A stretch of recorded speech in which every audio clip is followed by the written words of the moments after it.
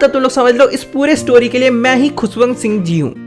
मेरी जो ग्रैंडमदर है ना वो वैसी है जैसे सबकी ग्रैंडमदर होती है, मतलब कि एक ओल्ड वुमेन, मतलब एक बूढ़ी औरत है वो। मैं अपनी ग्रैंडमदर को पिछले 20 साल से जानता हूँ और वो हमेशा से ओल्ड और व्रिंकल्ड रही है। व्रिंकल का मतलब होता है जब तुम बूढ़े होते हो ना तो तुम्हारे फेस में झुर्रिया टाइप से आ जाती है, उसे ही व्रिंकल कहते हैं। और पिछले 20 साल से जब से मैं अपनी ग्रैंडमदर को जानता हूँ ना वो बिल्कुल ऐसे ही है। लेकिन जो लोग है ना वो बातें करते हैं कि मेरी जो ग्रैंडमदर थी वो एक टाइम पे बहुत ही ज्यादा यंग और प्रिटी, मतलब बहुत ही ज्यादा खूबसूरत दिखा करती थी एंड उनका एक हस्बैंड भी था। बट मेरे लिए ये बहुत ही ज्यादा हार्ड टू बिलीव है, मैं इसे इतना आसानी से नहीं मान सकता। तुम्हें पता है मेरे दादाजी का जो पोर्ट्रेट है ना वो मेरे ड्राइंग रूम में लगाया हुआ है, पता है कहाँ पे? मैंटल पीस के ऊपर। अब मैंटल पीस क्या होता है? जो पहले के टाइम में घर होते थे या फिर जो अमीर लोग रहते थे ना उनके घर में कुछ इस टाइप का बना हुआ रहता था, चिमनी टाइप का, तो उसे हम लोग मैंटल पीस कहते हैं। तो मेरे जो दादाजी का पोर्ट्रेट है ना वो उस मैंटल पीस के ऊपर लगा हुआ है। एंड तुम्हें पता है उस पोर्ट्रेट में, मतलब उस तस्वीर में मेरे दादाजी एक बड़ा सा टर्बन पहने हुए हैं। टर्बन पता है क्या होता है? मेरे दादाजी, मेरा जो पूरा फैमिली है वो पंजाबी है, तो जो लोग पंजाबी लोग जो होते हैं ना वो लोग सर पे पहनते हैं ना तो उसे टर्बन कहते हैं। और टर्बन के साथ साथ उन्होंने बहुत ही लूज फिटिंग क्लोथ्स भी पहन के रखा है, बिल्कुल इस टाइप का। मेरी जो ग्रैंडफादर की जो व्हाइट व्हाइट दाढ़ियां है ना वो बिल्कुल चेस्ट तक आती है। मेरे जो दादाजी है ना वो उस फोटो में बिल्कुल 100 साल के बूढ़े लगते हैं। उन्हें देखकर ऐसा नहीं लगता है कि उनके बीवी बच्चे होंगे, बल्कि ये लगता है कि उनके बहुत सारे ग्रैंड चिल्ड्रन होंगे, मतलब वो बहुत ही ज्यादा ओल्ड दिखते हैं। तो इसलिए मुझे नहीं लगता कि एक यंग और प्रिटी लड़की उनसे पटेगी। मतलब कि जो मेरी ग्रैंडमदर है ना वो एक टाइम पे बहुत ही ज्यादा यंग और प्रिटी होगी, ये मुझे दादाजी को देखकर तो नहीं लगता कि मेरी ग्रैंडमदर ऐसी हो सकती है। आई नो कि तुम्हें बहुत अजीब लग रहा होगा कि मैं अपनी दादी के बारे में ऐसी ऐसी बातें कर रहा हूँ, लेकिन वो शकल से जैसी भी हो लेकिन अंदर से बहुत ज्यादा अच्छी है। मेरी जो दादी है ना वो बताया करती थी कि जब वो छोटी थी तब वो बहुत सारे गेम्स भी खेला करती थी। पर ये जो मेरी दादी की गेम खेलने वाली बात है ना ये मुझे बहुत ही ज्यादा डिसरिस्पेक्टफुल और इलॉजिकल लगता है। मेरी दादी गेम कैसे खेल सकती है? उनकी ये सारी बातें सुनकर तो मुझे ऐसा लगता है कि कोई सेंट आकर हमें मॉरल स्टोरीज पढ़ा रहा है। मेरी जो दादी है ना उनका हाइट थोड़ा सा छोटा है और वो थोड़ी सी झुकी हुई है क्योंकि वो बूढ़ी हो गई है ना, और वो बहुत ही ज्यादा मोटी भी है। उनके पूरे फेस में क्रिस क्रॉस है, मतलब उनका जो पूरा फेस है ना उसमें बहुत सारे रिंकल्स हैं, ऐसे ऐसे दाग धब्बे हैं। और जब से मैं अपनी दादी को जानता हूँ ना वो बिल्कुल ऐसे ही है। और मैं अपनी दादी को करीब 20 साल से जानता हूँ। मेरी दादी इतना ज्यादा ओल्ड थी ना कि उनसे ज्यादा और क्या कोई ओल्ड हो सकता है, मतलब उनसे ज्यादा और कोई क्या ही ग्रो कर सकता है। मैं अपनी दादी को पिछले 20 साल से जानता हूँ और हमेशा से वो बिल्कुल ऐसी है। हाँ वो फेयर नहीं थी लेकिन वो बहुत ही ज्यादा खूबसूरत थी अंदर से। She hopped about the house in spotless white, मतलब वो पूरे घर में घूमती थी व्हाइट कलर के ड्रेस पहनकर। मतलब तुम लोग व्हाइट कलर का साड़ी या फिर सूट समझ सकते हो, क्योंकि ऑब्वियसली उनका पति मर चुका है एंड उस जमाने में लोग ये सब बहुत मानते थे। हालांकि अभी अगर किसी लड़की का या फिर किसी वुमेन का अगर हस्बैंड मर जाता है तो इतना कंपलसरी नहीं है कि वो जिंदगी भर व्हाइट कलर के ड्रेस पहनकर ही घूमे। लेकिन क्योंकि इनकी दादी बहुत ज्यादा ओल्ड थी और ये कहानी भी काफी टाइम पहले लिखा गया है, तो उस टाइम पे जो लड़कियां या फिर वुमेन होती थी ना उनका ऐसा नियम था, इसलिए जो इनकी दादी है ना वो हमेशा घर पर व्हाइट कलर का साड़ी या फिर व्हाइट कलर का ड्रेस ही पहना करती थी। वो सब तो ठीक है, लेकिन यहाँ पे हॉबल्ड का मतलब क्या हुआ? हॉबल्ड का मतलब होता है बहुत ही अजीब वे से या फिर ऑकवर्ड वे में चलना। अब देखो क्योंकि मेरी दादी बहुत ही ज्यादा ओल्ड है तो वो नॉर्मली ऐसे से करके तो नहीं चल सकती ना, इसलिए वो काफी ऐसे ऐसे ऐसे करके चलती थी, इसलिए यहाँ पे हॉबल्ड का यूज किया गया है। मेरी दादी जब चलती थी ना तो वो अपने आप को स्टूप के ऊपर बैलेंस करती थी। अब स्टूप का मतलब क्या होता है? जो लोग अच्छे से चल नहीं पाते हैं या फिर जो लोग लंगड़े होते हैं या फिर जो लोग थोड़े बूढ़े होते हैं तो उनको एक चीज का सहारा चाहिए होता है, तो मैं यहाँ पे दिख रहा होगा, उसे स्टूप कहते हैं। तो वो ऐसे ऐसे करके चलती थी स्टूप का सहारा लेकर, और उनके एक हाथ में हमेशा रुद्राक्ष का माला हुआ करता था। अब तुम लोग सोच रहे हो कि रुद्राक्ष का माला क्या होता है? तुमने कभी देखा होगा मूवीज में या फिर रियल में भी काफी सारे लोग ऐसे मंत्र का जाप करते हैं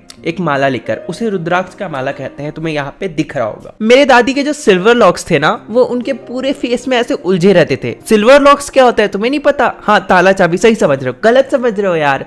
सिल्वर लॉक्स का मतलब होता है उनके जो हेयर्स थे ना, सिल्वर हेयर्स इसलिए बोला गया है क्योंकि वो एजेड हो गई है, एंड एजेड होने के बाद तुम्हें पता ही है क्या होता है बालों के साथ, उसके कलर उड़ जाते हैं या कई लोग गंजे भी हो जाते हैं। तो वही बात है, उनके जो हेयर का कलर था वो उड़ गया था, व्हाइट हो गया था या सिल्वर हो गया था, तो वही उनके पूरे फेस में ऐसे उलझे रहते थे और मेरी दादी का पकड़ फेस था।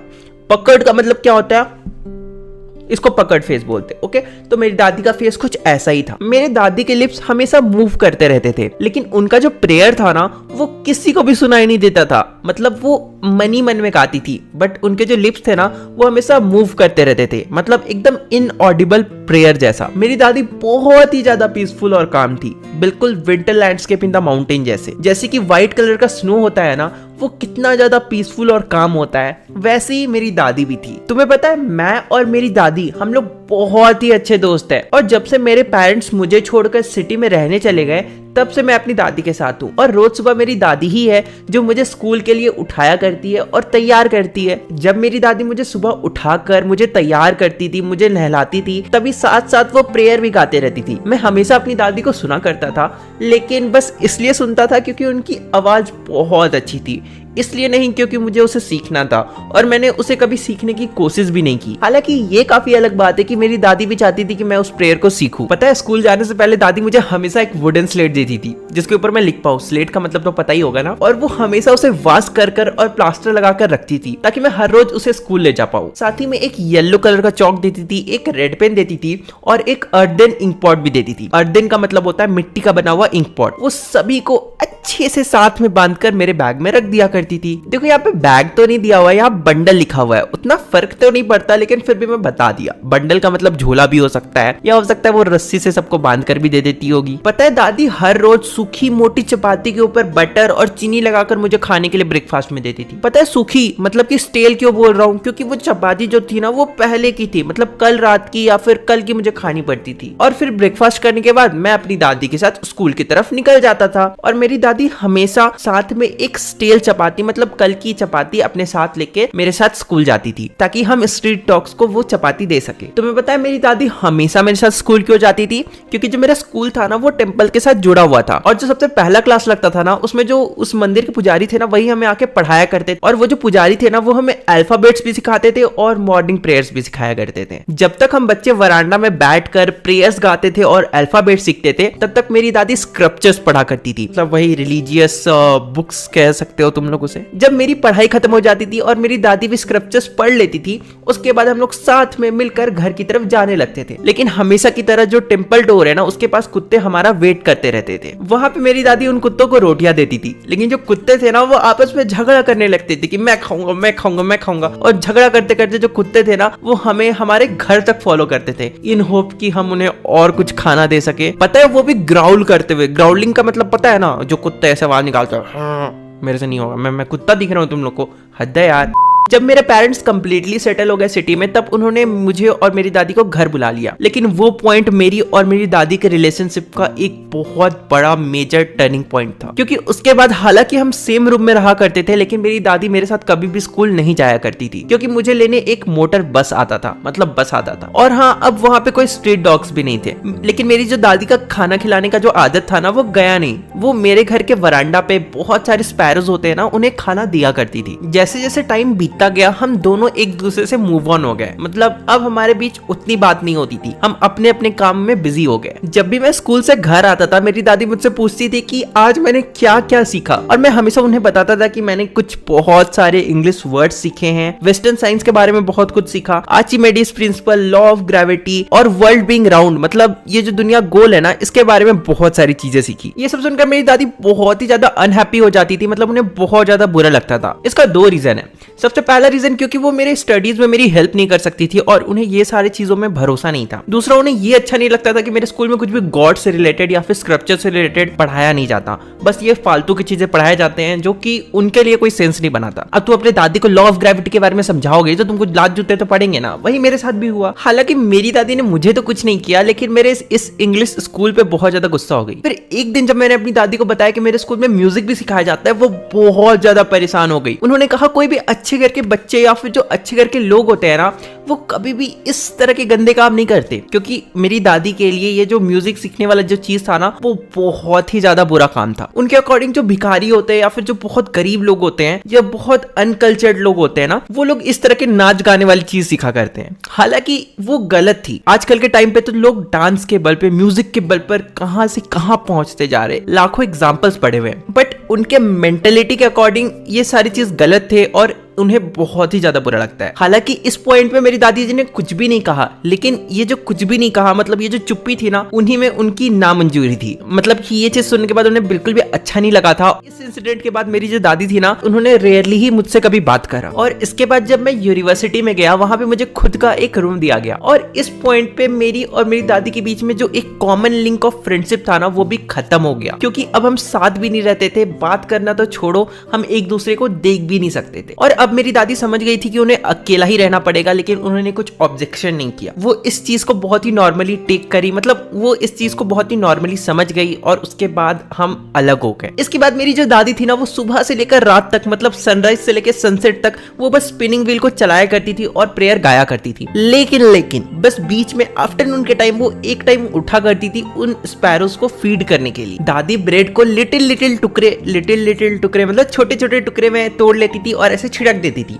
और उस पॉइंट पे हंड्रेड्स ऑफ स्पैरोज आके वहां पे जमा हो जाते थे और सबको चिरपिंग साउंड निकालने लगते थे। जो स्पैरो साउंड निकालती है ना, वैसा साउंड निकालने लगते थे। पता है, कई चिड़िया तो आकर उनके टांगों पर, कुछ उनके शोल्डर पे, कुछ उनके सर पे भी बैठ जाती थी। और ये सब चीज को देखकर मेरी दादी माँ स्माइल करती थी, लेकिन कभी भी उन्हें सूट नहीं की। सूट का मतलब सू मतलब भगाई नहीं कभी। जब वो स्पैरोज उनके ऊपर आके बैठते थे ना, वो उन्हें कभी भगाती नहीं थी, वो बस स्माइल करती थी। और वो जो हाफ एन आवर था ना पूरे दिन का, वो उनके लिए बेस्ट हाफ एन आवर था। जब मैं छोटा था ना, मैं और मेरी दादी साथ में सेम रूम में रहा करते थे, विलेज में रहते थे, साथ में स्कूल जाया करते थे। हमारे बीच का जो फ्रेंडशिप था ना, वो बहुत ही ज्यादा स्ट्रॉन्ग था। फिर मैं थोड़ा बड़ा हुआ और मेरे पेरेंट्स भी सिटी में सेटल हो गए। तो जब वो सिटी में सेटल हुए तो वो मुझे और मेरी दादी को सिटी में बुला लिए और फिर वहां पर जाने के बाद मुझे मोटर बस लेने आता था। तब मेरी दादी नहीं जाती थी, इसलिए हमारी जो फ्रेंडशिप का लिंक था ना, उसके बीच में थोड़ा सा ब्रेक जाने लगा। लेकिन फिर भी हम सेम रूम में सोया करते थे, साथ रहा करते थे। लेकिन मैं फिर थोड़ा और बड़ा हुआ, फिर मुझे यूनिवर्सिटी जाना पड़ा। वहां पे मुझे एक सेपरेट कमरा मिला और फिर जो एकदम लास्ट में जो कॉमन लिंक ऑफ फ्रेंडशिप था ना हमारा, मतलब मेरी और मेरी दादी के बीच में, मतलब मेरी और मेरी दादी के बीच का, वो वहां पर जाने के बाद कहीं ना कहीं टूट सा गया। और उसके बाद फिर मैं और ज्यादा बड़ा हुआ और उसके बाद मुझे जाना पड़ा अब्रॉड फर्दर स्टडीज के लिए। आई नो मेरी दादी उस वक्त ये सब चीज सुनकर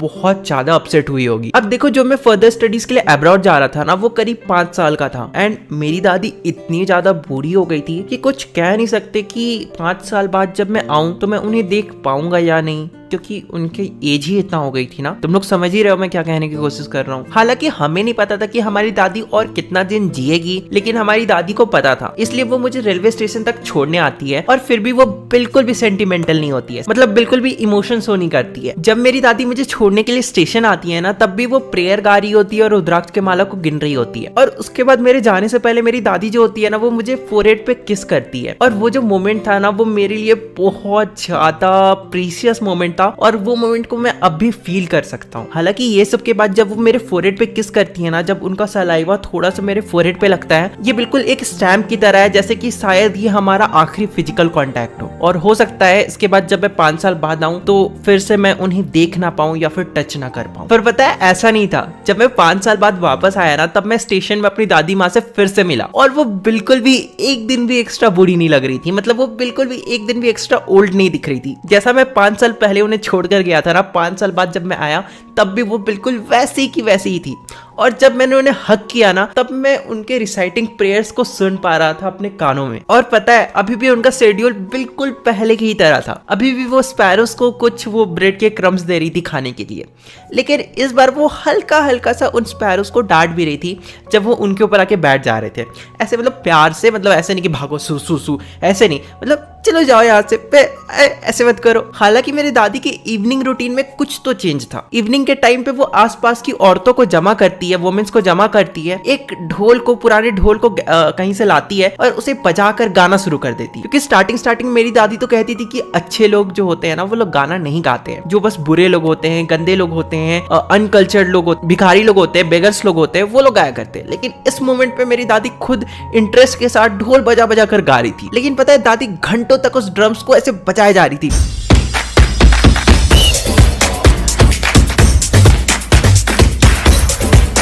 और पता है क्या गाना गा रही थी? Home coming of warriors. मतलब जो वीर लोग होते हैं ना, जो ब्रेव लोग होते हैं, उनकी कथाएं, कहानियां, पोएट्री या फिर सॉन्ग्स, समझ रहे हो, उस टाइप का चीज वो गा रही थी वॉरियर्स के बारे में। और वो इस चीज को इतना ज्यादा ओवरडू करने लगी, मतलब इतना ज्यादा करने लगी कि हमें दादी माँ से रिक्वेस्ट करना पड़ा कि अब तो रुक जाइए, अब प्लीज, अब शांति से बैठ जाइए, अब इतना भी ज्यादा करने की क्या जरूरत है। और ये पहली बार था जब मैं अपनी दादी को इस रूप में देखा था, मतलब जब वो प्रेयर नहीं गा रही थी, क्योंकि वो हमेशा हर वक्त बस प्रेयर गाया करती थी। लेकिन देखो अगले ही दिन मेरी दादी काफी ज्यादा बीमार पड़ जाती है। डॉक्टर को बुलाया जाता है, डॉक्टर कहती है कि बस माइल्ड फीवर है, हल्का सा बुखार है, ठीक हो जाएगा। लेकिन मेरी दादी का कुछ अलग ही सोचना था। वो कहती है कि जैसे अब उनका एंड नियर आ गया है, मतलब कि अब वो बस मरने ही वाली। दादी कहती है कि अब उनका जो लास्ट चैप्टर है उनके लाइफ का, वो भी बस अब खत्म ही होने वाला है, मतलब अब बस वो मरने ही वाली है, जाने ही वाली है। तो अब वो किसी से भी बात कर टाइम वेस्ट नहीं करना चाहती और ना ही भगवान को प्रे करना चाहती है। हमने प्रोटेस्ट करा, मतलब मैंने, मेरी फैमिली ने, कि दादी माँ आप ऐसा क्यों सोचती है, ऐसा कुछ भी नहीं होने जा रहा। बट वो हमारी बात को सुनने के लिए राजी नहीं थी। वो बस रुद्राक्ष के माला को गिने जा रही थी और बड़बड़ाए जा रही थी, मतलब वही प्रेयर्स जो वो हमेशा से गाया करती थी। हमें कुछ पता भी नहीं चला और अचानक से जो दादी माँ थी ना मेरी, वो अचानक से चुप हो गई। मतलब उनका जो लिप्स था ना वो मूव करना बंद हो गया और उनके हाथ में जो रुद्राक्ष का माला था, मतलब जो रोजरी था, वो उनके हाथ से फिसल कर जमीन पे गिर गया। और फिर उनका जो फेस होता है ना वो बहुत ज्यादा पेल हो जाता है एंड हमें पता चल जाता है कि वो अब नहीं रही, मतलब वो अब जा चुकी है, मतलब शी वाज डेड। और जैसा कि हमारे यहाँ का कस्टम है, हमने दादी माँ के डेड बॉडी को उठाया, जमीन पे रखा और उनको रेड श्राउड से, मतलब रेड कलर के जो कपड़े होते हैं ना, उससे उनको ढक दिया, जैसे कि एक डेड बॉडी उसको ढका जाता है हमारे कस्टम के अनुसार। उनके सभी चाहने वाले लोगों ने दुख प्रकट करा, सभी रोए। लेकिन उसके बाद कुछ घंटों के लिए हमने दादी माँ के डेड बॉडी को अकेला छोड़ दिया और अरेंजमेंट्स के लिए चले गए। किस चीज के अरेंजमेंट्स के लिए? फ्यूनरल के लिए। कोई भी मर जाता है तो उसके बाद फ्यूनरल करना पड़ता है, सबके रिचुअल्स के अकॉर्डिंग अलग अलग फ्यूनरल होता है, राइट। तो हम लोग भी हमारे रिचुअल्स के अकॉर्डिंग जो फ्यूनरल होता है उसके अरेंजमेंट के लिए चले गए। और उसके बाद हम इवनिंग में वापस से आते हैं दादी माँ के रूम में। दादी माँ को उठाते हैं स्ट्रेचर के ऊपर, जो हमारे घर पे ही बना हुआ था, उस पर उठाते हैं और दादी माँ को लेकर चले जाते हैं उन्हें डिस्पोज करने के लिए, मतलब जो डेड बॉडी होता है ना उसे डिस्पोज करने। इवनिंग का टाइम था, सन सेट कर रहा था, इसलिए हमारे वरांडा पे बहुत ही ज्यादा ब्राइट गोल्डन सनलाइट पड़ रहा था। और देखो हम दादी माँ को जलाने ही जा रहे थे, लेकिन पता है हमने क्या देखा? हमारी दादी माँ का जो रूम था और पूरे वरांडा पे थाउजेंड्स ऑफ स्पैरोज जो थे ना वो आके इकट्ठा हो गए। और देखो इस पॉइंट में हमें ये समझ में आ रहा है ना कि देखो बस प्यार इंसानों के बीच में नहीं हो सकता है, रिलेशनशिप बस इंसानों के बीच में नहीं हो सकता है। यहाँ पे स्पैरोज और ग्रैंडमदर के बीच का जो रिलेशनशिप था ना, वो हमेशा जाके ब्रेड के क्रम्स को उन स्पैरोज को देना, उन्हें फीड करना और फिर स्पैरोज का हमेशा आकर वो खाना खाना, ये जो रिलेशन हो गया था ना स्पैरोज और ग्रैंडमदर के बीच में, ये भी एक बहुत ही मजेदार बात है। लेकिन ये मोमेंट काफी अलग था, क्योंकि इस मोमेंट पे कोई भी स्पैरोज जो थे ना वो चर्पिंग साउंड नहीं निकाल रहे थे। मेरी मॉम जो होती है वो ब्रेड्स के टुकड़े ऐसे फेंकती है ताकि वो सारे स्पैरोज खा पाए, लेकिन एक सिंगल स्पैरो भी जो होता है ना वो एक बाइट भी उस ब्रेड क्रम्स का नहीं खाता है। सभी स्पैरोज बस मेरी दादी के उस डेड बॉडी को देखे जा रहे थे। इससे तुम पता लगा सकते हो कि मेरी दादी और उन स्पैरोज के बीच का रिलेशन कैसा था। फिर मैंने भी वही किया जो मेरी मम्मी ने किया, मैंने भी ब्रेड क्रम्स उठाया और उन स्पैरोज की तरफ फेंका, लेकिन अभी भी कोई भी स्पैरोज एक सिंगल बाइट भी उस ब्रेड क्रम्स का नहीं खाया। ऐसा लग रहा था कि वो जो सारे स्पैरोज है ना वो बस दुख प्रकट करने के लिए आए हैं, वो उस पॉइंट में कुछ भी खाने के लिए नहीं आए हैं। और उसके बाद मेरी दादी के डेड बॉडी को वहां से उठाया जाता है और वहां से ले जाया जाता है, और इसके बाद ही वो सारे जो स्पैरोज होते हैं ना वो वहां से उठते हैं और उड़ जाते हैं। और पता है क्या, नेक्स्ट मॉर्निंग जो स्वीपर आता है वो आता है, जमीन साफ करता है और सारे ब्रेड क्रम्स को डस्टबिन में डाल देता है। मतलब हमें ये पता चलता है कि अगले दिन के सुबह तक जो स्पैरोज थे ना उन्होंने एक बाइट भी उन ब्रेड का नहीं खाया जो उन्हें दिया गया था। एंड पता है क्या, इस तरह से हमारी ये जो पूरा चैप्टर होता है ना वो खत्म होता है। होप सो कि तुम्हें अच्छे से समझ में आया हो, और अगर तुम्हें सच में अच्छे से समझ में आया ना तो तुम्हें कुछ भी नहीं करना, तुम्हें बस लाइक करना है, सब्सक्राइब करना करना है और सबसे इंपॉर्टेंट चीज जो है ना, अपने दोस्तों के साथ इस वीडियो को शेयर करना है ताकि इस वीडियो को थोड़ी अच्छी रीच मिले। एंड आई नो ये स्टोरी बहुत ही ज्यादा इमोशनल था एंड इससे वही लोग ज्यादा रिलेट कर पाएंगे ना जो लोग अपनी दादी से क्लोज थे, चाहे ज्यादा हो चाहे कम हो फर्क नहीं पड़ता। जो लोग भी अपनी दादी से क्लोज थे ना वो लोग